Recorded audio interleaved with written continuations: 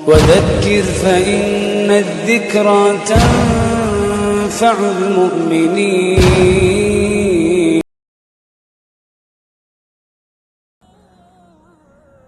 الحمد لله رب العالمين والصلاة والسلام على رسوله الكريم أما بعد فأعوذ بالله من الشيطان الرجيم بسم الله الرحمن الرحيم رب اشرح لي صدري ويسر لي أمري واحلل عقدة من لساني يفقهوا قولي. وقال فلما قضى زيد منها وطرا زوجناكها رضی اللہ عنہم ورضوا عنہ. قابل احترام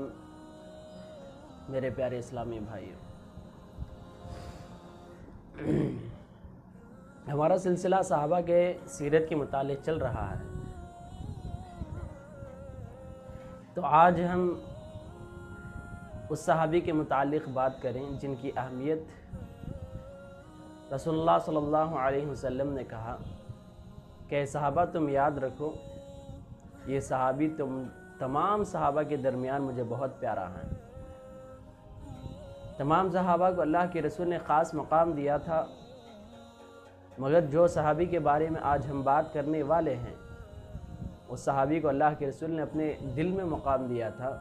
یہ اس صحابی کے لیے بہت ہی بڑا اعزاز اور انعام اور تحفہ تھا. اتنا ہی نہیں، یہ وہ صحابی ہیں جن کے پیشانی پر رسول اللہ صلی اللہ علیہ وسلم نے بوسہ دیا.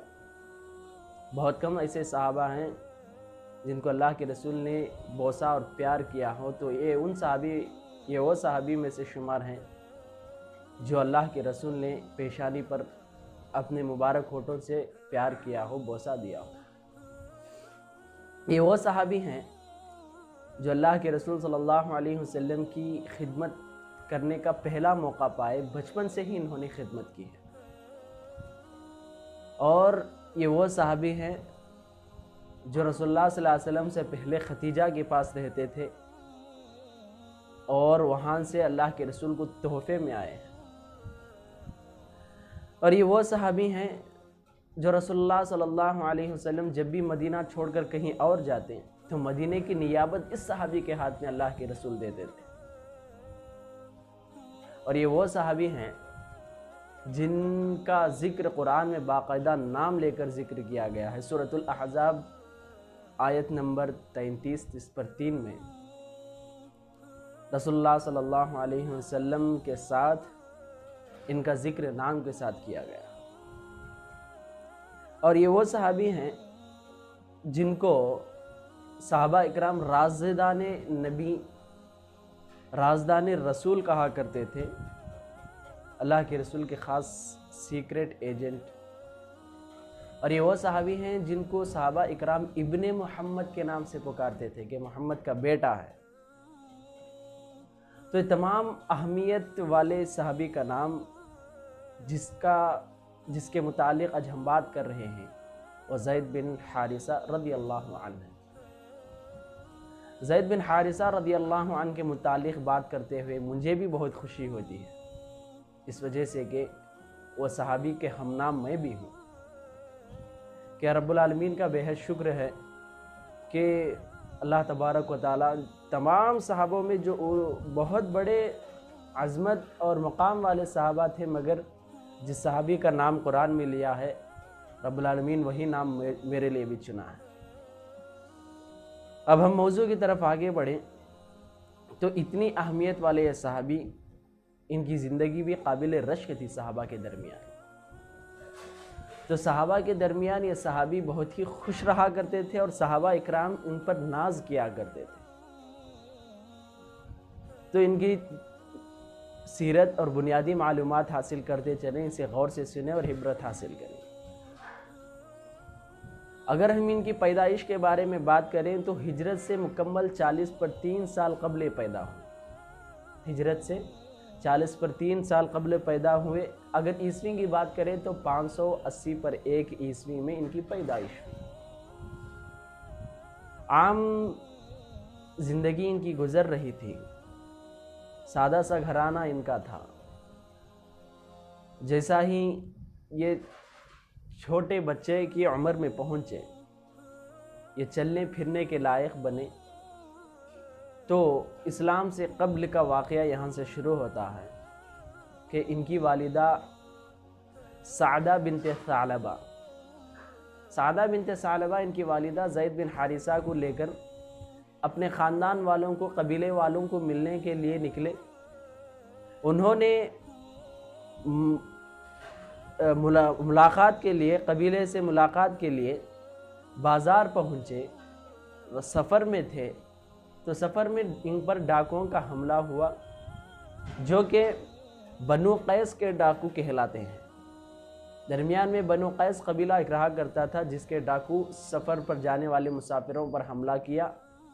مال سب لوٹ لیا، یہاں تک کہ چھوٹے چھوٹے بچوں کو بھی انہوں نے چرا لیا۔ تو انہی چھوٹے بچوں میں، چرائے جانے والے بچوں میں زید بن حارثہ رضی اللہ عنہ بھی ہیں، مگر یہ چرانا ان کے لیے قابل رشک تھا، یہ چرانا جنت کے لیے راستہ تھا، ان کا یہ چرانا بہت ہی ناز والا چرانا تھا۔ تو ڈاکوؤں نے چرا لیا، بازار لے کر گئے، وہاں پر ان کو بیچ دیا گیا۔ تو زید بن حارثہ رضی اللہ عنہ کو خریدنے والے حکم بن حزام، جو کہ خدیجہ رضی اللہ عنہ کے بھائی کے بیٹے تھے، خدیجہ رضی اللہ عنہ کے بھائی کے بیٹے یعنی بھتیجے کہتے ہیں، تو خدیجہ رضی اللہ عنہ کے بھتیجے نے ان کو خرید لیا، حکم بن حزام، اور اپنے پھپھو کو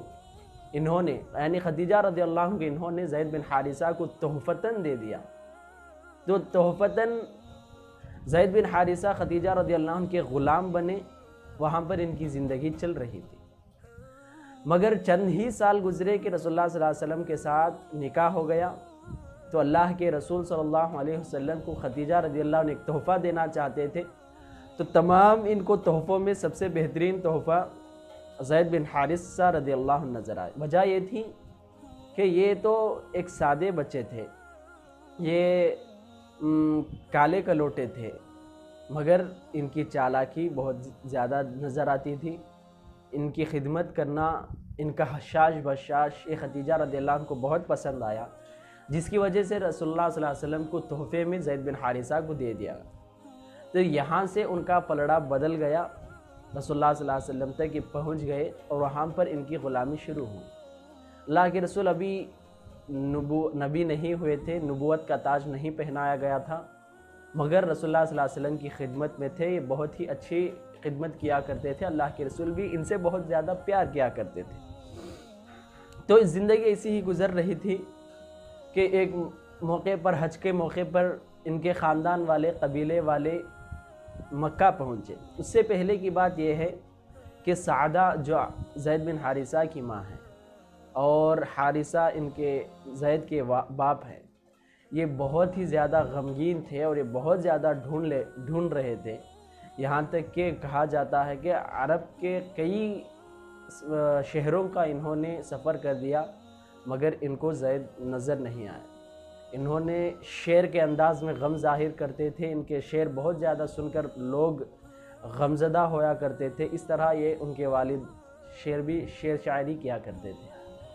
مگر چند دنوں کے بعد حج کے موقع پر ان کے خاندان اور قبیلے والے مکہ پہنچے، وہاں پر دیکھا کہ زید بن حارثہ محمد صلی اللہ علیہ وسلم کے ساتھ ہیں، اور ان کے ساتھ چلتے پھرتے خوش ہیں۔ انہوں نے آگے بڑھے اور زید کو پکارا اور وہاں سے بات چیت کی۔ انہوں نے کہا کہ ہم ضرور آپ کے خاندان والوں کو یہ بات بتائیں گے۔ تو انہوں نے اپنے قبیلے کے پاس پہنچے اور کہا کہ اے حارثہ، آپ کے بیٹے کو ہم نے دیکھا ہے، زید مکے میں موجود ہے اور محمد صلی اللہ علیہ وسلم کے ساتھ ہے۔ تو باپ خوشی کے مارے کئی تحفے مال لے کر اللہ کے رسول کی خدمت پہ پہنچے اور کہا کہ اے محمد صلی اللہ علیہ وسلم، آپ کے اخلاق اور آپ کی سخاوت کے بارے ہم نے بہت زیادہ سنا ہے، اس وجہ سے آپ پر ہم پر مہربانی کریں کہ ہم کو وہ چیز لوٹا دے جس کو ہم سب سے زیادہ چاہتے ہیں۔ تو رسول اللہ صلی اللہ علیہ وسلم نے سوال کیا کیا چیز ہے؟ تو اللہ کے رسول کو انہوں نے جواب دیا کہ میرا بیٹا ہے جو آپ کے پاس غلام بن کر آیا ہے، تو آپ جتنا چاہتے ہیں میں اتنا مال دے کر اور تحفے، اس سے زیادہ تحفے زائد دے کر میں اپنے بیٹے کو لے کر جانا چاہتا ہوں۔ تو رسول اللہ صلی اللہ علیہ وسلم نے کہا نہیں، مجھے تحفے اور مال کی ضرورت نہیں، بلکہ میں زید بن حارث کو آپ کے سامنے بلاتا ہوں اور اسے اختیار دیتا ہوں، چاہے تو وہ آپ کے ساتھ جائیں یا چاہے تو میرے ساتھ رہیں، مجھے مال کی ضرورت نہیں ہے۔ تو زید بن حارثہ رضی اللہ عنہ کا یہی وہ موقع تھا جو جنت اور جہنم کا فیصلہ کرنے اور خیر اور بری کی طرف آگے بڑھنے، رحمت، اللہ کی رحمت اور دوسرے کی رحمت کا سایہ کس کے طرف ڈھونڈنا، کس کو چوز کرنا، کس کو انتخاب کرنا، یہ زبردست موقع تھا۔ مگر اللہ نے ہدایت دے چکی تھی، اللہ نے ان کو صحابی کے نام کے لسٹ میں لکھ چکا تھا۔ اس وجہ سے جیسا ہی حارثہ کے سامنے زید اپنا بیٹا آیا تو حارثہ نے کہا بیٹا چلو اب گھر چلیں گے۔ تو زید بن حارثہ رضی اللہ عنہ نے کھل کر کہا کہ اے ابو، اتنی ہی میں اللہ کے رسول کے پاس بہترین اخلاق دیکھتا ہوں اور اپنے ماں باپ سے زیادہ ان کے پاس مہربانی چاہتا ہوں، ان کے پاس اور شفقت ملتا ہے، اس وجہ سے میں چاہتا ہوں کہ انہی کی خدمت کرتا رہوں، انہی کے ساتھ میں اپنی زندگی کاٹوں۔ مگر زید بن حارثہ کے یہ جملوں کے وقت ہرگز زید کو یہ پتہ نہیں تھا کہ اللہ کے رسول کو نبوت ملنے والی ہے۔ اللہ کے رسول ایک بہت ہی بڑے حاکم بننے والے ہیں، بادشاہ بننے والے ہیں، اور عرب کے کئی قبیلوں پر رسول اللہ صلی اللہ علیہ وسلم کا راج چلے گا۔ یہ مستقبل کی کچھ بات بھی زید بن حارثہ کو پتہ نہیں تھی، مگر ان کی اللہ کے رسول کی محبت ان کے دل میں تھی کہ یہی چیز ان کو روک دی۔ تو حارثہ نے بہت ہی غم میں روئے، افسوس کرے، مگر اللہ کے رسول کو انہوں نے یعنی زید بن حارثہ کو اللہ کے رسول کے پاس چھوڑ دیے اور وہاں سے چل گئے، اپنی والدہ کو یہ بات بتا گئے، ماں کو بتا دیے کہ اس طرح وہیں پر رہنے والے ہیں۔ تو غم میں ہونے کے باوجود انہوں نے صبر کیا اور اپنے بیٹے کو اور بہترین مقام میں دیکھ کر انہوں نے سکون اختیار کیا۔ اس طرح رسول اللہ صلی اللہ علیہ وسلم کے پاس یہ ٹھہر گئے۔ تو جیسا ہی یہ وقت ہوا کہ حارثہ اپنے باپ کے بلانے کے باوجود بھی نہیں گئے، تو رسول اللہ صلی اللہ علیہ وسلم کو اتنی زیادہ زید سے محبت ہو گئی کہ اللہ کے رسول صلی اللہ علیہ وسلم نے اسی وقت زید کا ہاتھ پکڑے اور مکے کے پاس، کعبے کے پاس پہنچے۔ وہاں پر سردار بیٹھے ہوئے تھے، کئی لوگ بیٹھے ہوئے تھے، سب کے سامنے زور سے اعلان کیا، اے قریش والو، اس بات کو یاد رکھو کہ آج سے زید میرا غلام نہیں بلکہ میرا بیٹا ہے، یہ زید بن محمد رضی اللہ عنہ ہے۔ تو اس وقت سے تمام لوگ اسے ابن محمد کر کے پکارتے تھے زید رضی اللہ عنہ کو۔ بعد میں جب آیت نازل ہوئی کہ ادعوہم لآبائہم، کہ لے پالک بیٹوں کو ان کے نسب نامہ ہرگز نہ بدلائیں، ان کے آبا و اجداد کی طرف ان کو منسوب کرے، تو اس وقت رسول اللہ صلی اللہ علیہ وسلم نے پھر ان کا نام ہٹا کر زید بن حارثہ ہی رکھا، ورنہ تو قبیلے کے درمیان ابن محمد، زید بن محمد کے نام سے وہ مشہور ہو چکے تھے، رسول کا بیٹا کہلاتے تھے۔ اسلام سے قبل یہ حالت تھی، جیسا ہی نبوت کا وقت آیا، رسول اللہ صلی اللہ علیہ وسلم کو وحی آئی کہ آپ نبی بن چکے ہیں، تو اللہ کے رسول گھر پہنچے، خدیجہ کو یہ بات بتائے، تو خدیجہ رضی اللہ عنہا پہلے وہ عورت ہیں جو اسلام قبول کی، اور جیسا ہی اپنے گھر میں اپنے غلام کو زید بن حارثہ کو انہوں نے کہا، تو سب سے پہلے وہ غلام ہیں جو اسلام قبول کیے، جیسا کہ بچوں میں علی اور دوستوں میں ابو بکر، اس طرح چند لوگ اسلام قبول کرنے والوں میں سب سے پہلے سابقین الاولین میں شمار زید بن حارثہ رضی اللہ عنہ کا بھی ہوتا ہے۔ اس طرح زید بن حارثہ کی زندگی بدل گئی۔ اس کے بعد سے یہ بہت ہی انوکھی زندگی گزارنے لگے، رسول اللہ صلی اللہ علیہ وسلم کے ساتھ ان کا لگاؤ بہت زیادہ ہو گیا، اور یہ اللہ کے رسول کے لیے کٹ مٹنے اور قربان ہونے کے لیے بھی تیار ہو چکے۔ اسلام کے بعد اللہ کے رسول صلی اللہ علیہ وسلم ان کو ایک غلام کے حیثیت سے ہٹ کر ایک صحابی کی نگاہ سے، ایک دوست کی نگاہ سے دیکھنے لگے کہ یہ میرے دوست ہیں، یہ میرے بھائی ہیں۔ اس طرح اللہ کے رسول صحابہ کے درمیان کہا کرتے تھے کہ زید میرا بھائی ہے، زید میرا دوست ہے۔ اور اسی طرح جنگوں کا موقع آیا۔ اگر ان کے زندگی میں جنگوں کے متعلق بات کریں تو جیسا کہ اسلام کی پہلی جنگ بدر، اور اس کے بعد جنگ احد ہے، جنگ خندق ہے، جنگ خیبر ہے، اس طرح رسول اللہ صلی اللہ علیہ وسلم کے ساتھ زید بن حارثہ رضی اللہ عنہ کئی جنگوں میں تھے، مگر اللہ کی حکمت تھی کہ اللہ کا چاہنا تھا کہ اب زید رضی اللہ عنہ کا وقت ہو چکا ہے، اپنے محبوب محمد صلی اللہ علیہ وسلم سے وہ الگ کرنا چاہتا تھا، تو حکمت کی بنا پر جنگ موتا کے لیے رسول اللہ صلی اللہ علیہ وسلم نے زید بن حارثہ کو امیر کے طور پر قیادت دی، اور وہاں پر انہوں نے جنرل قائد بنا کر، لشکر کا سپاہی بنا کر، ایک کمانڈر بنا کر اللہ کے رسول نے روانہ کیا۔ جنگ موتا کے واقع ہونے کا واقعہ یہ ہے کہ جنگ موتا کیوں ہوئی، جنگ موتا آنے کا سبب کیا ہے جنگ ہونے کی، تو اللہ کے رسول صلی اللہ علیہ وسلم نے حارث بن عمیر کو دعوت کا پیغام دے کر، اسلام کی تبلیغ کے لیے خط دے کر بادشاہوں کے پاس بھیجا تھا۔ تو حارث بن عمیر رضی اللہ عنہ کو ایک قبیلے کی طرف، ایک خاندان، ایک بادشاہ کی طرف بھیجا تھا، تو درمیان میں جو سفر تھا اس کے درمیان میں موتا ایک مقام تھا، وہاں کے قبیلے والوں نے حارث بن عمیر رضی اللہ عنہ کو پکڑ لیے اور ان کو قتل کر دیا۔ جیسا یہ خبر رسول اللہ صلی اللہ علیہ وسلم کے پاس پہنچی تو بہت زیادہ غصہ آ گیا، تو رسول اللہ صلی اللہ علیہ وسلم نے 3000 کا لشکر تیار کیا، جس میں اللہ کے رسول نے زید بن حارثہ رضی اللہ عنہ کو کمانڈر بنایا اور کہا کہ ان کا بھرپور انتقام لینا ہے۔ مگر جیسا ہی زید بن حارثہ نکلنے لگے تو اللہ کے رسول نے کہا زید بن حارثہ کمانڈر رہیں گے، اگر ان کا انتقال ہو جائے تو جعفر بن ابی طالب رضی اللہ عنہ ان دوسرے کمانڈر بنیں گے، اور اگر ان کا بھی انتقال ہو جائے تو عبداللہ بن رواحہ رضی اللہ عنہ کمانڈر بنیں گے، اگر ان کا بھی انتقال ہو جائے، شہید ہو جائے، تو آپ جسے چاہتے ہیں اپنے مشورے کے طور پر جو اتفاقاً کسی ایک کو اپنا کمانڈر بنا لینا۔ تو اس طرح یہ واقعہ پیش آیا، محمد موتا کے لیے نکل پڑے، وہاں پر پہنچے تو زید بن حارثہ ایک جگہ مقام پر جنگ یعنی موتا کے مقام پر پڑاؤ کیا تو دیکھا کہ 1 لاکھ کا لشکر سامنے موجود ہے، 1 لاکھ کا لشکر ہے، اور اس کے ساتھ ساتھ دوسرے قبیلے والے اور 1 لاکھ آگر مل گئے، مکمل 2 لاکھ لشکر ہو چکے تھے، 2 لاکھ لشکر ہو چکے تو یہاں پر جو مقابلے میں مسلمان تھے وہ صرف 3000 تھے، بہت ہی دشواری تھی۔ 1-2 دن تک انہوں نے مشورہ کیا، مشورہ کرنے کے بعد بعض لوگوں نے کہا کہ اللہ کے رسول کو خط لکھ کر بھیجیں کہ تعداد اور چاہیے، بہت کم ہے، مگر بعض صحابہ نے کہا کہ ہم تعداد کے حساب سے نہیں لڑتے اور نہ ہی ہماری طاقت کے حساب سے لڑتے ہیں، ہم اللہ کے لیے لڑتے ہیں، اس وجہ سے ہم کسی اور کی ضرورت نہیں ہے، ہم جنگ کے لیے آگے بڑھ جائیں۔ تو یہ جوش لے کر سب لوگ آگے بڑھ گئے اور 2 لاکھ میں گھس کر انہوں نے باقاعدہ مقابلہ کیا، تو کئی لوگوں کو انہوں نے قتل کیا، کئی لوگوں سے انہوں نے قتال کیا، آخر کار دشمنوں کا غلبہ ہو گیا۔ پہلے زید بن حارثہ اس میں شہید ہو گئے، اس کے بعد جعفر بھی شہید ہو گئے، عبداللہ بن رواحہ بھی شہید ہو گئے، تو چوتھے مقام پر خالد بن ولید کو کمانڈر تسلیم کر لیا گیا۔ اللہ کی حکمت تھی کہ خالد بن ولید نے اپنی حکمت سے ان کو مسلمان فوج کو بچا کر لے کے آئے۔ چند لوگ شہید ہوئے تھے، نقصان بہت کم ہوا تھا، مگر سب لوگ الحمدللہ مدینہ واپس آسانی کے ساتھ اور حفاظت سے پہنچ گئے۔ جب وہاں پر پہنچے تو لوگوں نے کہا